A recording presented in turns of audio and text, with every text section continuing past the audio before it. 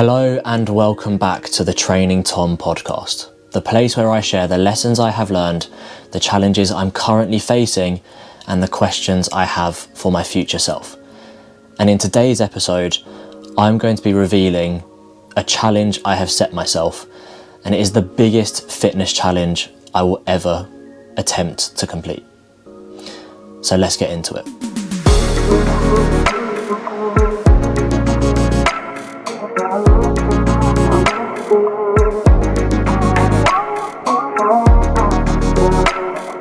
Those of you that know me know that fitness and exercise is a huge part of my life. And I've done various fitness challenges over the years, especially in 2023, which I alluded to in a previous episode, where I set myself multiple fitness challenges to try and push myself outside of my comfort zone and to prove to myself that I can achieve the goals or attempt to achieve goals that I've set myself. Now, before I dive into the reasons, or before I even dive into what this fitness challenge is and the reasons why I want to attempt this fitness challenge, I just want to take some time to reflect on the Mental Health and Me series that I shared and the 3 episodes that you guys might have listened to, and just share some of the reflections I've had on it, but also share some of the feedback, or not the direct feedback, but just the thoughts that I have on some of the feedback that I've received from those episodes. And first of all, I'd just like to say a massive thank you to anyone who has listened to those episodes, because as I mentioned in those episodes, it's for me anyway, I feel it's very important to raise awareness around mental health and perhaps even try and change the narrative of how we perceive mental health as well.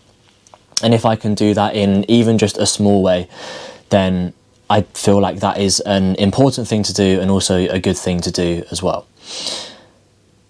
One of the bits of feedback I received on those episodes is the different discussions that it created just between partners and within households, and how people had different perspectives and different opinions on the information that was being shared, and the relevance of that information as well. So that was very interesting to hear, that even between perhaps couples or within households, it was creating discussions. And yeah, I guess giving another person, a significant other, a family member, an opportunity to have a discussion that I'm not going to say they wouldn't have had, but perhaps just a discussion that was maybe different to things that they would normally talk about.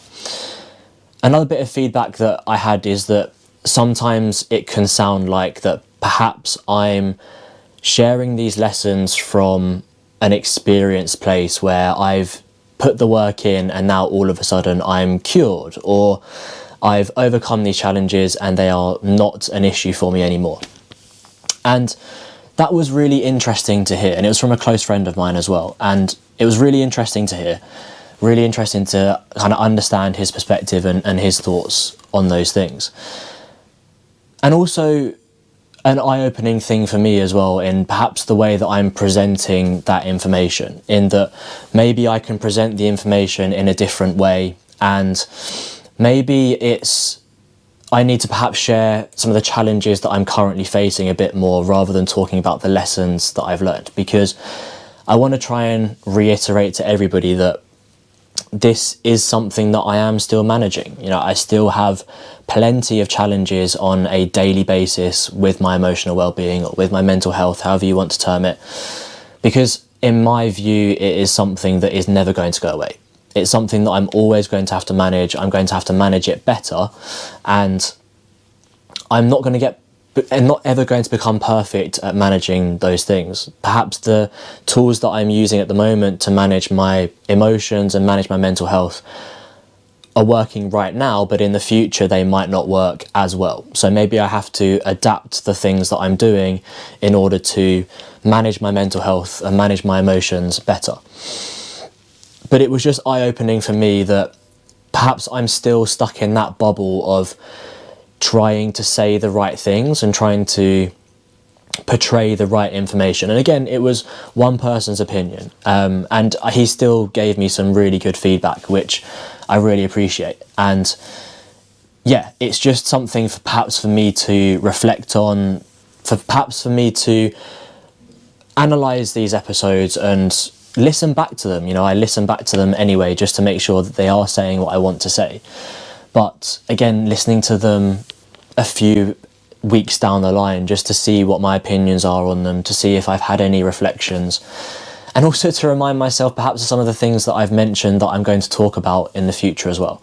But around that point, I'm still learning the best way for me to present this information. And I guess leading on the back of part 3 of the Mental Health and Me series, embracing discomfort, perhaps some of that discomfort that I need to embrace is around the challenges that I'm currently facing around my emotions and around my managing my mental health, and perhaps even trying to be even more open and even more honest with the way that I'm sharing that information as well. So thank you to the people that have given me feedback on those episodes. Like I say, it is really appreciated.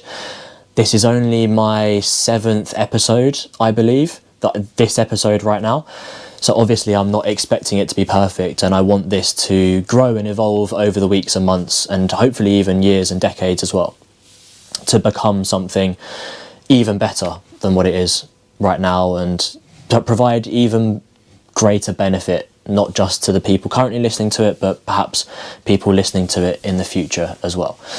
And I think the thing to finish on around my thoughts on the Mental Health and Me series and the reflections I have on that is particularly around raising awareness. I mentioned the big aim in that first episode was to raise awareness and perhaps change a bit of a narrative in the way that we view mental health, and we view it in social media in particular, but in the media in general. And also the creating discussions. It was really nice for me to hear that it did create discussions within households and between people that maybe they wouldn't have had, maybe they were going to have in the future anyway. But just the fact that people were having discussions with their significant others, were having discussions within their household, within their friendship groups even as well, is really nice for me to hear. And I guess that is another aim that when I reflect back on those episodes, perhaps I didn't realise it at the time, but if it creates discussions, whether you agree with my opinion or not, and I think this is a really key point for me to make, is that I don't want people to agree with what I'm saying. But if you do agree, then great. If you don't, I also don't see that as a problem, because if it creates discussions and it opens conversations between friendship groups, between significant others, between your relations, between your family members, colleagues even, whoever it might be, if it creates discussions, then especially around mental health and especially around emotional well-being, I don't see that as a good thing. It's almost like that phrase, no publicity is bad publicity. And if listening to this episode creates any form of discussion, no matter how in-depth or whether you agree with my opinions or not, if it's creating a discussion, that's the most important thing for me. So a key thing that I took away from releasing that information and sharing my experiences, what I'm struggling with perhaps, is it has created discussions, which on reflection, when I look at those episodes, is another thing that I'm really glad has come out of those episodes. So yeah, thank you everybody that did provide me with the feedback. Thank you for everybody that listened to those episodes, and from the messages that I have received, the conversations that I've had with people, it has been really useful for people to listen to in one way or another. So I'm really glad that that has been the case. And if you have found it useful and you think somebody else might find it useful, then by all means, please feel free to share it with people that might benefit from listening to those episodes. So that is just a bit of reflection on the Mental Health and Me series. And the next thing I want to talk about is an update on episode 4. So back in episode 4, I spoke about a challenge I'm currently facing, and it was around my health and some of the challenges I was facing towards the end of last year, but also the challenges I faced at the beginning of this year with managing some kind of gut-related symptoms and essentially not feeling healthy. and not feeling like I'm firing on all cylinders, you know, knowing that something wasn't quite right and it was holding me back, or I wasn't able to exercise freely, I wasn't able to have as much energy and as much vigor in my day-to-day life as what I normally would do. And I've got a bit of an update on that. So after that episode, around the time that episode was released, I had another test completed, or sent off another test, and the results of that test have come back negative, which, given how I was feeling at the start of the year, would have been concerning for me. But given how I'm feeling right now, and given how I've felt over the past, I'd say 14 to 18 days, so like 2.5 weeks, I've been feeling a lot better, which is very reassuring for me. And I have to admit, I don't think I've done anything dramatically different. I'm eating a lot more, which is perhaps a good thing. So I wasn't necessarily eating as much as I think I should have been eating throughout last year. And also with those gut-related symptoms, not feeling like I had an appetite and not feeling hungry and not wanting to eat, essentially. So I'm not going to say that I was like malnourishing myself, because I absolutely wasn't doing that. I was still eating, I just didn't have much of an appetite, and I wasn't eating as much as I normally would do. But recently, because of what this episode is about, I have been eating a lot more, and I have been feeling a lot better within myself. My energy levels have been there. My ability to exercise has definitely come back, and I do feel like I have the energy I need, not just to complete my day-to-day activities like work and responsibilities that I have, but also able to pursue my hobbies and pursue the exercise side of things, which has been a massive relief and a huge positive for me, especially with the fitness challenge that I'm going to go on to talk about in a minute, but also just for my general health and well-being. As I mentioned in the Mental Health and Me series, exercise and fitness are a huge part of my day-to-day routine. So not being able to do that freely really did take its toll on my emotional well-being. And I've noticed recently, now that I have been able to exercise, now that my health is improving, and I would say that I would actually say that I'm back to a level of health that I had at the beginning of last year. And that's very reassuring for me, because it shows that what I have been doing is working. I've also got the test results to back up that nothing is going on internally, which is very reassuring as well, and gives me the freedom to go on and pursue those exercise related goals that I have, but also to know that I can manage my nutrition freely now. And I think there are some things that I've perhaps changed in my diet, very small things that I've changed, that are having an impact on the symptoms that I was experiencing.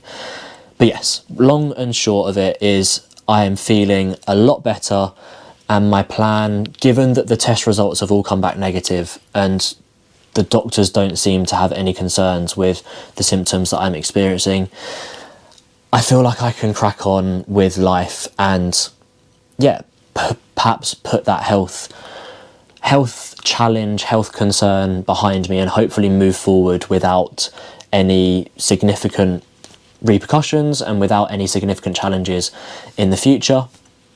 If they do resurface, then I can reflect on that and I can get some further test results to see if there is anything going on instead. But yeah, like I said, long and short, test results have come back negative. There's nothing showing that I've got any issues. So as far as I'm concerned, as far as the doctors are concerned, I can carry on with day-to-day life without any restrictions, which is really good for me to hear. And especially given the challenge that I have set myself for this year. And the whole point of this episode, which I've been alluding to as we've gone through this episode so far, but haven't even touched on it yet. Well, now is the time for me to put everybody out of their misery, even though I'm pretty sure most people listening to this will be aware of the challenge that I have set myself for 2025. And it's a big one. It is by far the biggest challenge I have ever set myself. It's quite a daunting challenge as well, but it's something that I've wanted to do for around 2 years now. So it's not something that I've always wanted to do. I'm making that sound like it's something I've wanted to do for a very long time. It's by no means something that I've wanted to do. And actually at one point, I thought people that did this challenge were absolutely ludicrous. But a couple of years ago, something flicked a switch in my brain that said, nope, there is some benefit in doing this challenge and taking part in this fitness event. And you could benefit massively from doing it. So it's time to put you all out of your misery. If you aren't aware, I am going to be taking part in the first Ironman to be held in England for, I believe it's 5 or 6 years. I am taking part in Ironman Leeds, the first full distance Ironman to be held in England for a considerable number of years. It was originally held in Bolton, but they scrapped the full distance Ironman event. And in recent years, the only full distance Ironman events you've been able to do in the UK have been in Wales, I believe. And that is it. There have been half Ironmans in Weymouth, Swansea, Bolton, and I believe somewhere else as well. People will correct me if I'm wrong. But this will be the inaugural Ironman Leeds. Now, I booked this event back in September, October of 2024, not knowing how my health was going to be, not knowing what the routes are, and I still don't know what the routes are, but I know where the lake swim is going to be taking part. So I've got a rough idea of how that will look. But yes, Ironman Leeds. Big challenge. Very big challenge.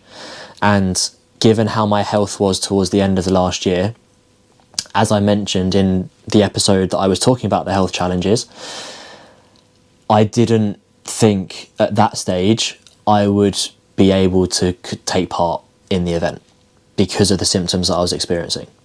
Now that those symptoms have pretty much disappeared,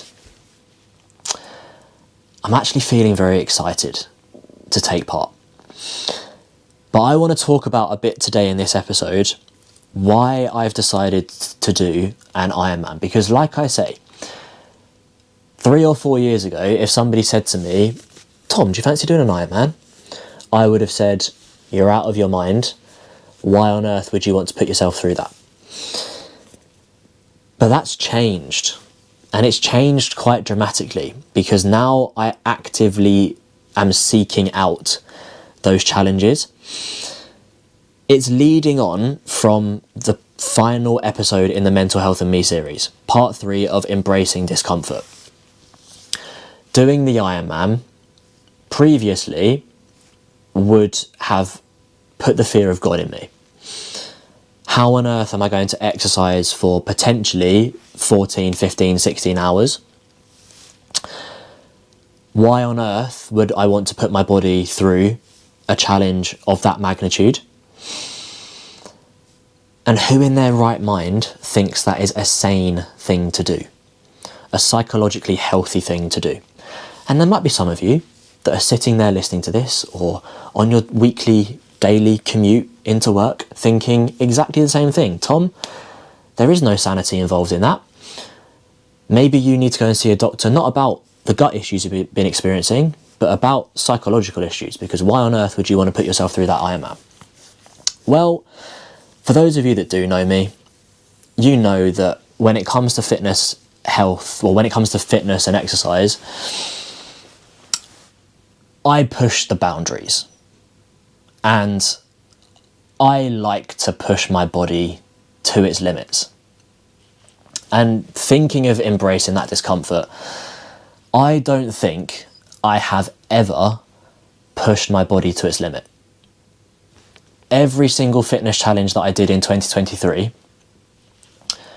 I knew deep down, regardless of how the training regardless of how the training went, I would probably be able to complete those events anyway. I had a bit of a hiccup in my Ironman, in my triathlon training for the Olympic distance triathlon I did, and I still managed to complete it in a fairly decent time. Yes, it was challenging, but the duration of time that I was exercising for mentally, I knew was absolutely manageable. Same for the 100-mile bike ride, same for the 10K. I'd say the same for the marathon. As arrogant as that might sound, I completed the marathon and thought I could have done that quicker. And the day after that, I thought I could quite happily go out for another run today. I didn't feel that fatigued and too challenged by completing it, which I know for a lot of people might sound ridiculous. But I didn't find it that challenging, which is a really horrible thing to say because it is a huge challenge. And I think anybody that completes a marathon deserves a pat on the back, deserves the medal that they receive, because it is a huge undertaking. Given my background in sport and exercise, given the amount of training that I do, it wasn't as challenging as I thought it would be. So I was left, after I did the marathon, after I did the 100-mile bike ride, after I did the Olympic distance triathlon, I was left with questions in my mind. One of those questions is, what is your limit? Because you haven't found it yet. And I think that doing this Ironman will expose what the boundary is and mentally expose whether I can push through it. Because I've got a coach for my Ironman, and when I first spoke to my coach and first was introduced to him, he said, you're going to hit the wall at some point, but then you'll push through it. Then you'll hit it again, and then you'll push through it again. And you might hit it several times throughout the Ironman event. And every single time, if you want to get to that finish line, you're going to have to push through it. So that's one of the reasons why I'm doing it. It's because I want to find out what my limits are. I don't think I've ever come anywhere close to my physical limits. And doing this Ironman will expose that. It will push me to my absolute limits, both in training and in the event itself, because I have, apart from hiking, where I think I've hiked for 8 hours, 6 to 8 hours before, I haven't done any form of exercise for this length of time, and I know that it will expose me. But I think it will expose me mentally more than it will physically. I'm very much of the belief, and perhaps this is why I didn't find the marathon as challenging as I thought I would do. I'm very much of the belief that physically I can achieve anything I put my mind to. If I say that I'm going to do this Ironman physically, I know that I'll be able to complete it, because I know that I can fuel my body properly. I know that I can put the training in and put the hours in to complete that event physically. The big challenge for me with this event is mentally. When I'm cycling out there on my own, when I haven't got the support around me, because I'm hoping that I will have some support up there in Leeds, but I won't have them with me all the time. So when I don't have that support around me, when I'm potentially cycling through the Yorkshire Dales, going up a hill, legs feel like they've got nothing in them, mentally, how am I going to cope with that? How am I going to cope with the anxious thoughts that might arise in my mind as I'm going through that event? When I hit the wall, am I going to be able to mentally push through that barrier? Because physically I know that I can do it, but mentally, can I push through it? And that is very much leading back to that embracing discomfort that I spoke about in part 3 of Mental Health and Me. Is embracing that discomfort of not knowing how you're going to react in that situation. It's the same for anybody that learns first aid. If you learn first aid, you practice CPR and how to be a first responder on a dummy mannequin thing. The chest clicks as you do chest compressions. You say all the right things and you do all the right things in that practice environment.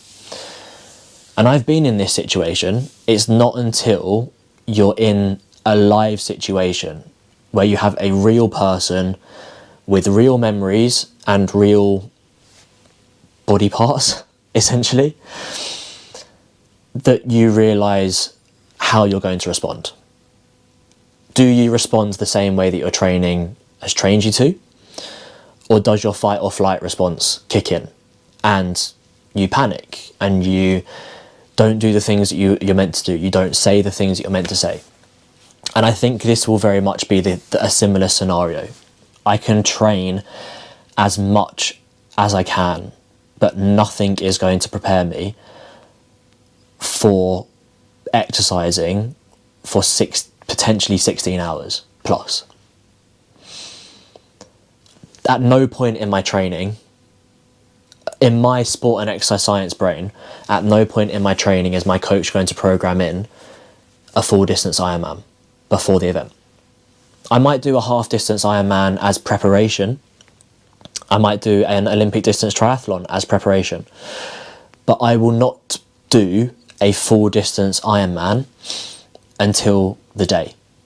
And I will not have any training sessions that last probably more than 6 hours, 6 or 7 hours. Now I will have to double that duration of time and potentially add even more time onto the end of that. So nothing can prepare you for it. So I have to embrace the discomfort of not knowing how my body is going to respond physically, but more importantly, how I will respond mentally to that situation, to that challenge. How am I going to handle the nerves before the event? How am I going to handle the excitement before the event? How am I going to handle coming out of the swim and already be exercising for an hour and a half, 2 hours, knowing that I've got potentially 10, 12, 14 hours ahead of me?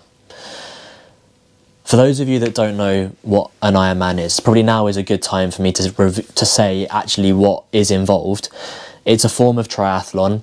It's a 3.8 kilometre swim, a 180 kilometre cycle, and a 42.2 kilometre run back to back. So you start off with the swim, you swim 3.8 kilometres, you then go into transition, you change out of your wetsuit, you put on your cycling clothing, and you go out for a 180 kilometre bike ride. You then come back into transition again, and you finish with 42.2 kilometres of running. Or in other words, you finish with a marathon. Now I have done a 100-mile bike ride, which is around 164, 162 kilometres. So I'm there or thereabouts with the cycle. I've run a marathon, so I know that I can complete 42.2 kilometres. The furthest I've swum, I believe, if my memory serves me correctly, is about 2.5 kilometres. So I've got a bit of a distance to go to build the swim up. But I feel pretty confident with all of those disciplines in isolation. It's doing them one after the other that is going to be challenging. So that is what an Ironman is. I probably should have mentioned that earlier in the episode, but it just came to mind. If people don't know what an Ironman is, that's what lays ahead of me. 3.8 kilometre swim, transition, 180 kilometre cycle, transition again, and a 42.2 kilometre run. So yeah, that's what I've let myself in for. And I've explained already why I'm doing that. The element of embracing discomfort, not knowing what the outcome is going to be. not knowing how I'm going to cope throughout that event, mentally and physically. And it's about finding my limits, trying to understand where my boundaries are. And maybe some people can relate to that. Maybe there are other people that would rather not know where their boundaries are, and that's absolutely fine. I don't have a problem with that whatsoever. I just feel like I'm not built that way. The way that I've explained this to some people is I am trying to break myself by doing this Ironman. And by breaking myself, I might find out where the limit is. Now, if I complete this Ironman and I haven't broken myself, mentally, physically, both, spiritually even, I don't know what else. I don't know whether I'll be able to want to take it a step further. I know that there are more challenging things out there, and there are some other challenges that I would like to do once I've completed this Ironman. But the most important thing for me is getting to the start line, healthy and injury free. And then the second most important thing is getting to the finish line. And as long as I get to the finish line, how important is getting to the finish line? If I break myself in the process of the Ironman and it forces me not to get to the finish line, have I achieved my objective? Yes. My objective was to find my boundaries, and if I find my boundary and I can't push past it and I can't finish, I suppose I've achieved my goal. However, will I be disappointed in myself if I don't get to the finish line? It's easy for me to say this, given that I haven't started the event yet. And maybe, in fact, there's no maybe about it, I will be doing a podcast episode on this once I've completed the Ironman. But at this moment in time, given that I am sitting in the comfort of my own home, I'm pain-free, and actually I've had a rest day today from my training, it's easy for me to say that I will be disappointed if I don't get to the finish line. If I don't walk away with a medal and bragging rights for the rest of my life, then I will be disappointed at this moment in time. Maybe that will change as I move forwards with training and as I get closer to the event. But at this moment in time, I will be disappointed if I don't get to the finish line. So that's another question that I have for my future self is, are you going to get to the finish line? Keep listening over the coming weeks and months to find out. I also had some other reflections on why I'm doing this Ironman. And it's only been in recent weeks, in recent days even actually, that I've had these reflections. And it is built off of some of the things that I discussed in the Mental Health and Me series. One of the things that I mentioned was I have a core belief that I am not enough, or that I'm not good enough. In that reflection, or in the reflections that I've had recently, this was spurred from a video that I watched. Was it a video or did I read it? I think it was in a video that I watched, where someone was talking about their feeling of inadequacy when they were a child, or that not feeling enough, spurred them on to participate in sport, because sport provided tangible results that told you whether you were enough or not. If you finished in first place, if your team won their match, if you won a competition, it was a tangible thing that told you you were good enough. And this blew my socks off, because I'm a very sporty person. I sometimes, actually there's no sometimes about it, I often use exercise as a crutch. And it made me think a lot about why I exercise. Now, yes, I know the health benefits of exercise, But why did I play sport when I was younger? Was it because I enjoyed it, or was it because I wanted to feel enough? Why am I doing this Ironman? Is it because I want to embrace discomfort? And yes, it is because I want to embrace discomfort. Is it because I want to try and find my limits? Yes, it is because I want to try and find my limits. Is it because I want to have a physical and a mental challenge and see whether I can cope with that? Yes, it is. But underlying all of that, is it still a core belief that I don't feel enough? And by completing this Ironman, am I finally going to be able to give myself justification to show that I am enough? And Lord Almighty, when I had that reflection, it really messed with my head, because I think part of it is also that. As much as it pains me to say it, I still think, or I now think, completing this Ironman might finally give me justification that I am enough. No matter how much work I am putting in to give myself that justification anyway, there might still be something niggling in the back of my mind that tells me I'm not enough. But if I finish an Ironman, then maybe that tiny voice in the back of my head that says, you're still not enough, will go, yeah, you know what, fair play, you did it, you are enough, don't worry about it. So that's a question, again, for me to answer when, not if, when I finish the Ironman. 27th of July, I haven't mentioned the date, 27th of July, if anybody's interested. On the 27th of July, when I cross the finish line, and in the days after that, I am going to answer the question, am I now enough? So a question I have for my future self. Is completing an Ironman, or does completing an Ironman make you good enough? A question that I'll answer when I completed the Ironman.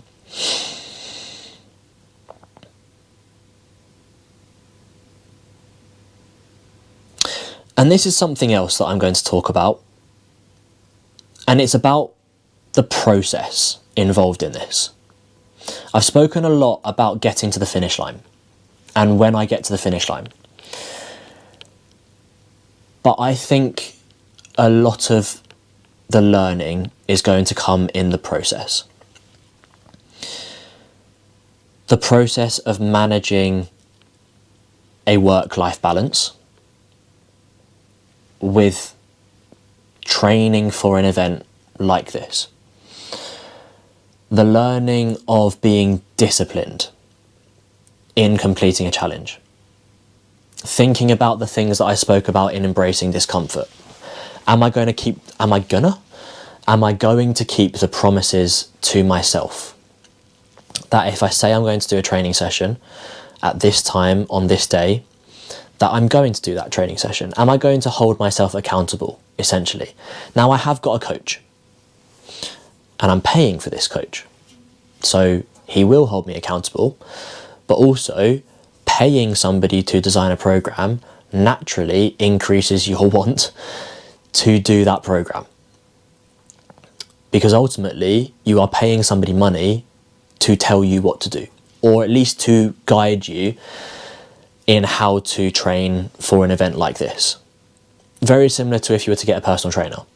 If you're paying a personal trainer, they will tell you what to do, or they will coach you on what to do, give you advice and give you guidance. But it's still up to you to do the work. And it's up to me to make sure that when my coach programs in sessions, I get those sessions done to the best of my ability. And I get those sessions done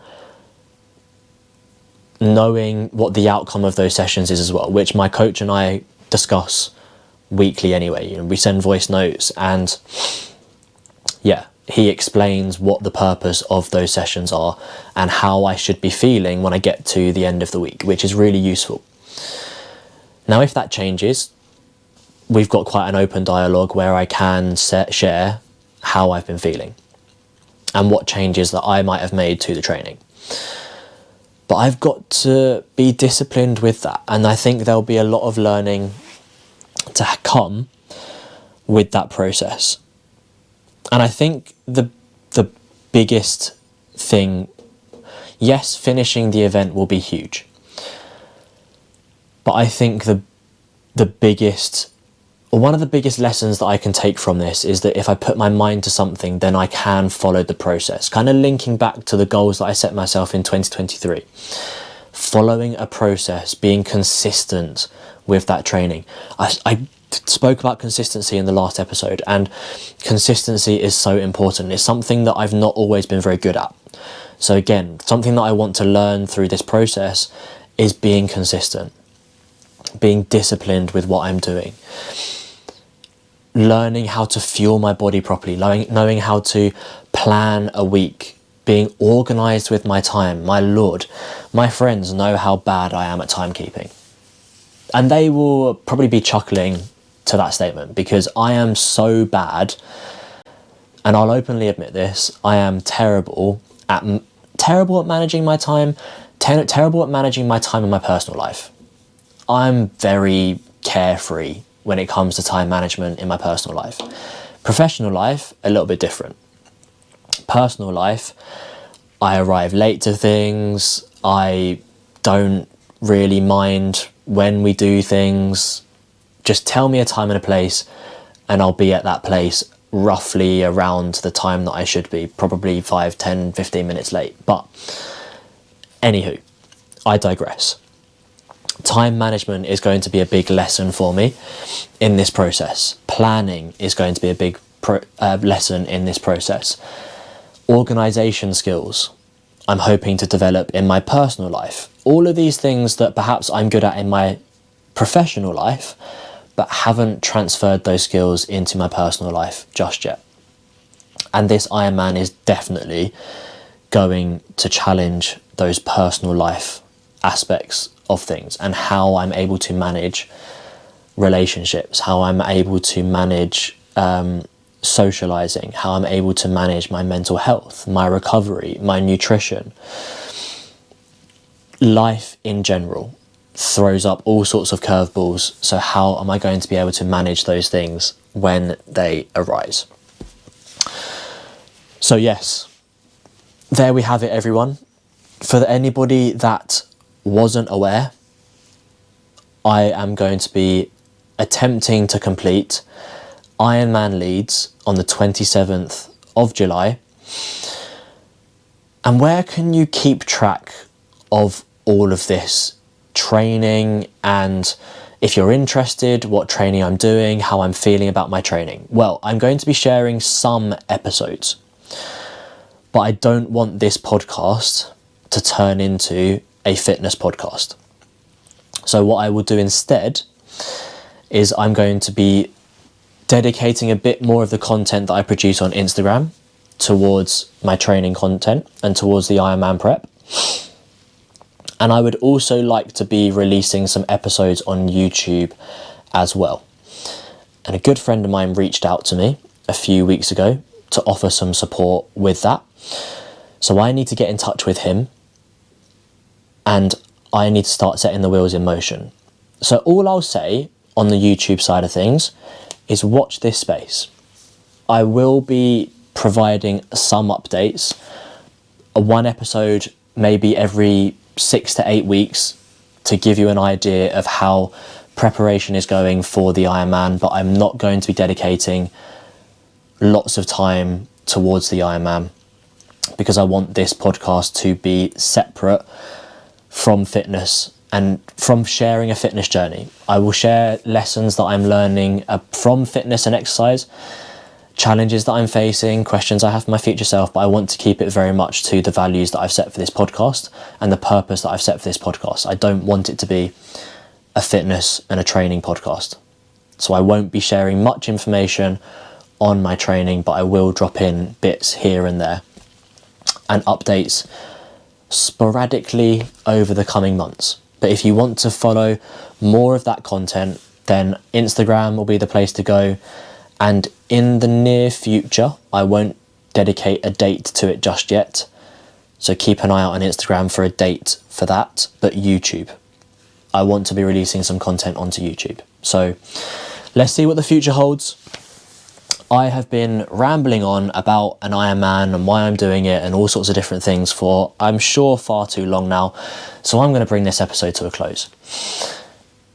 My biggest challenge, my biggest fitness challenge ever is going to be completing Ironman Leeds on the 27th of July. I'm excited for it. I'm nervous for it. I'm trying to understand what my life is going to look like over the next, over the next 6 months. But I have lots of questions, lots of challenges that I'm going to be facing, lots of lessons that I'm hoping to learn as well. And in the future, I am absolutely certain I'll be able to share some of those things as well. So watch this space.